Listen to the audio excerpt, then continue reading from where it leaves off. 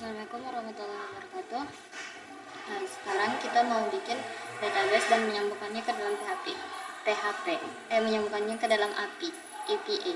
Kemudian langkah awal itu membuat database lewat phpMyAdmin. Kemudian database lewat phpMyAdmin. Kemudian membuat 3 tabel yang saling berrelasi. Kalau aku di sini bikin 3 tabel. Yang pertama itu tabel customers yang di dalamnya ada name, ada ID, name, terus ID, name, email, dan phone. Kemudian aku isi dengan 5 record, 5 data, 5 isian data. Kemudian setelah itu aku bikin yang kedua itu table product. Table product ini dia itu di dalamnya itu terdiri dari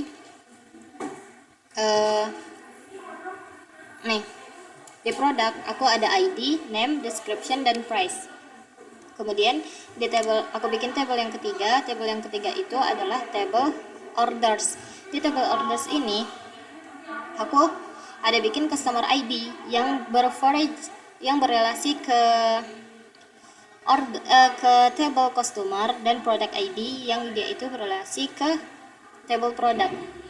Kemudian ada quantity dan ada total. Kemudian setelah kita bikin ketiga table, kemudian kita bikin database yang berisi 5 data setiapnya. Aku udah bikin.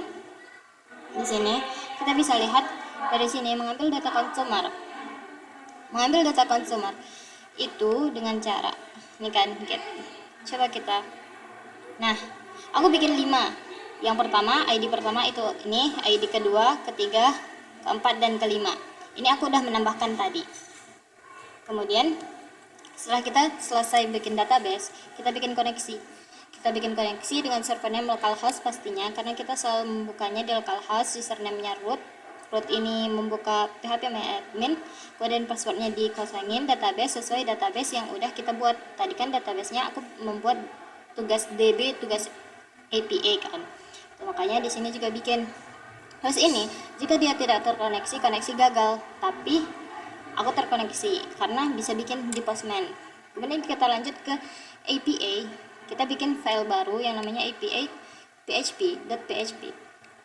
Di sini kita bisa bikin yang pertama itu kita koneksiin ke file koneksi.php. Kemudian kita bikin header. Terus di sini kita bisa bikin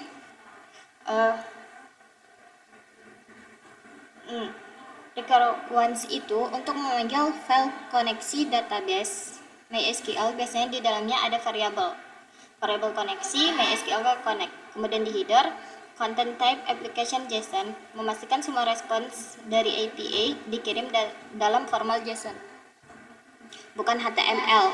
Makanya ini dalam format JSON.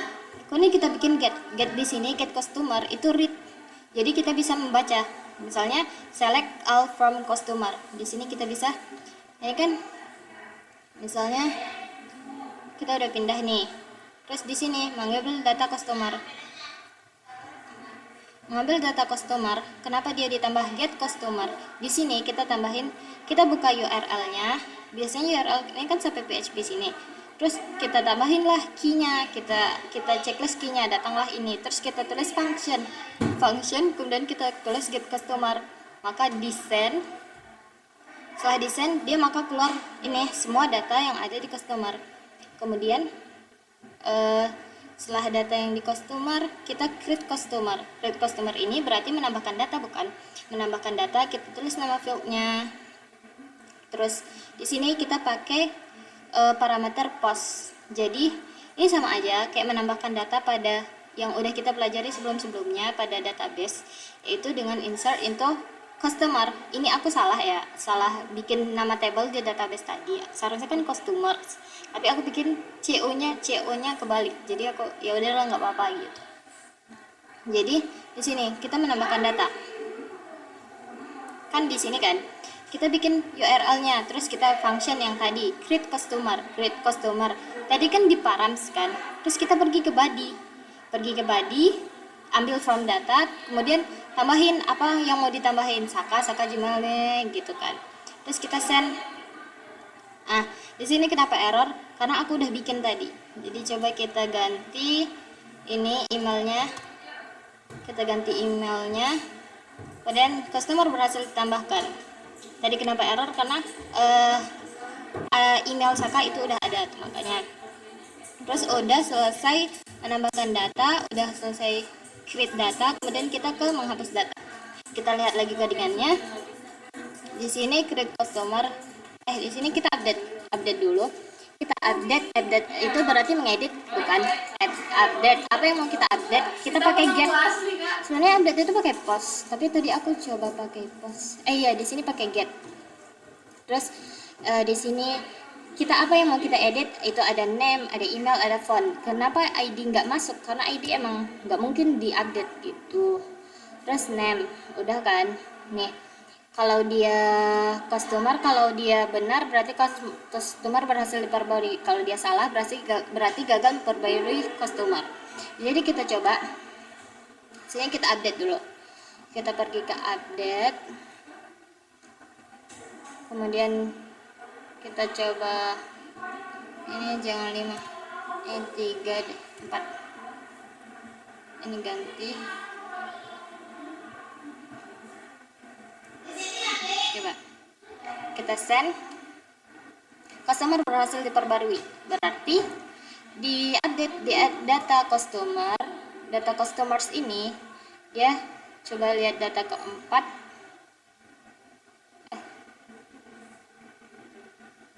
gitu, pokoknya gitu deh. Nanti kita bisa ngeluarin semua data, nanti kita lihat. Kemudian delete, menghapus customer gitu juga. Tapi kalau update dan delete itu kita membutuhkan ID, makanya kita tambahin ID. Jadi kita tambahin ID jadi 7 misalnya kan, kita send, kemudian customer berhasil dihapus. Ya sama aja polanya, tapi tinggal kita rubah ini delete atau hapus gitu. Get product begitu juga, di MySQL kita bikin produk, terus kita create yang udah kita lakukan juga, terus di update juga udah kita lakukan tadi. Itu sama, semuanya sama, cuma dibedain di nama fieldnya aja. Kalau di update, kalau di customers tadi ada name, ada email, dan ada apa satu lagi? Update, email, dan phone. Kalau di sini kita cuma memiliki name, description, terus price.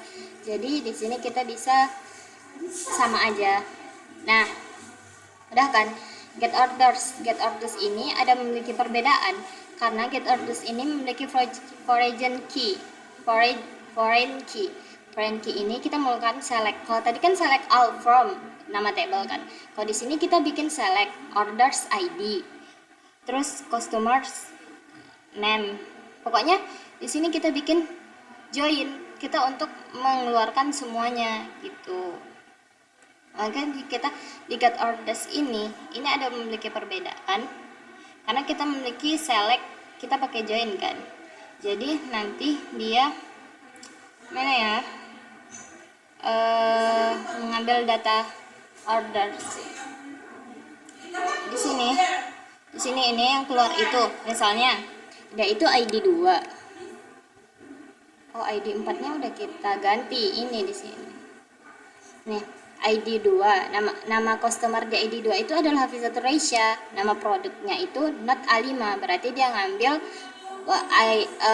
produk dari produk ID 1. Kemudian kuantitinya itu dia beli 1, sedangkan not A5 itu dia itu harganya 4.000. Jadinya nih order date ini tanggal dia order. Jadi kalau di di table orders ini dia semuanya. Misalnya berarti ID 2 yaitu Hafizatul Raisya membeli produk not 5, kemudian kriteria 1 dengan harganya 4.000 di tanggal 14 bulan 10 2025 di jam 6 gitu. Gini juga ID 4 di Fa'rul Enfi membeli not 5 gitu. Terus ID 5 Hudaya Sebastian membeli not 5 semua. Nih, Arya Hasanah, Penjel, terus ini Maus, Farhan Taulana gitu. Kemudian udah mengambil data orders. Kalau mendapatkan data orders itu sama aja, dia tinggal menambahkan. Terus udah yang seperti customer tadi, kemudian urutannya sama, semua urutannya sama. Kemudian kita ngambilnya di menampilkan data semua. Mana ya? Nih, mengambil data semua. Di mengambil data semua ini memiliki perbedaan. Berarti data dari semuanya itu ditampilkan di sini. Nah, kita lihat paling bawah. Nih, di paling bawah itu kita bikin function yang namanya itu get all data. Di get all data kita pakai select orders ID sebagai order underscore ID, terus customers dot name as customer, itu yang dialiaskan menjadi customer name, terus ini dialiaskan, ini RTS ini dialiaskan. Terus berarti kita mengeluarkan semua data ini dari table order yang memiliki inner join itu customers, dan ini di customer di order memiliki ada customer ID, ada nama field yang namanya itu customer ID. Sedangkan di customer dia cuma memiliki ID. Terus dia berinner join, beranak lagi ke produk. Di produk itu di table orders itu ada produk ID. Tadi kan kita kan relasinya dari table order produk itu berrelasi ke dari customer produk itu berrelasi ke table order. Jadi kayak nyambung gitu. Nah, di sini kita pakai by order dash. Berarti dash itu dari ID 5. Tadi kan kita kan punya 5, dari ID 5 sampai ID 1 karena kita nggak pakai ASC. Tadi aku udah lihat teman aku banyak yang pakai ASC, jadi aku pengen pakai dash gitu. Oke. Nah, di sini bisa kita lihat, itu dari table 5. Dari table 5 yang nama customernya itu udah Sebastian, email customernya itu Uya, kemudian customer phone, nomor handphone dari user tersebut, dari customer tersebut 2537, terus product name yang dia beli itu adalah Note A5 dengan description buku catatan ukuran A5 100 halaman, kemudian produk price-nya itu 15.000, ini salah ya. Terus quantity-nya 5, jadi 15.000 dikali 5 75.000 yang diorder pada tanggal 14 bulan 10 2025 jam segini gitu. Gitu juga dengan ini Diva, kemudian Farhan, Hafizatur Raisya, kemudian Ali Hasanah. Gitu ya guys. Jadi caranya itu dengan menghidupkan checklist key, terus function, terus bikin di sini get all data, itu harus sesuai dengan yang ada di sini. Jadi ini di copy aja, bisa di copy, terus copy kan, terus bisa kita tempel di sini biar nggak salah. Bisa ditempel terus di send, gitu guys. Jadi langkah awal, kesimpulannya langkah awal kita bikin database. Aku tadi bikin database di PHP My Admin, kemudian aku bikin database, create table, tambahin di table, kemudian baru aku lanjut koneksi, aku bikin ini server name pasti localhost, username pasti root, passwordnya dikosongin, database sesuai dengan nama database yang udah kita buat di PHP localhost PHP My Admin. Udah gitu ya guys. Assalamualaikum warahmatullahi wabarakatuh.